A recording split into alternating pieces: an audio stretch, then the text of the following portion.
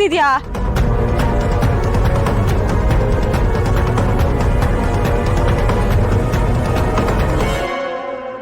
ಯಾರೀ ನೀವು?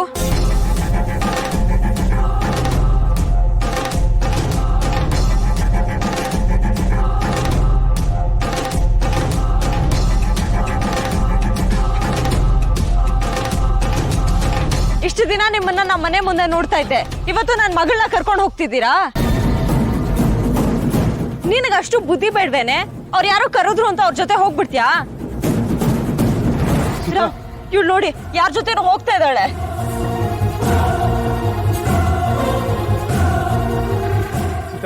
ನಾ ಮಾತಾಡ್ತೀನಿ, ಒಳಗೆ ಹೋಗಿ. ಅಲ್ಲ ರಾಮ್, ಇವ್ರು ಯಾರೋ ಮಕ್ಳು ಕಳ್ಳ ತರ ಇದ್ದಾರೆ. ಪೊಲೀಸಿಗೆ ಫೋನ್ ಮಾಡಿ ರಾಮ್.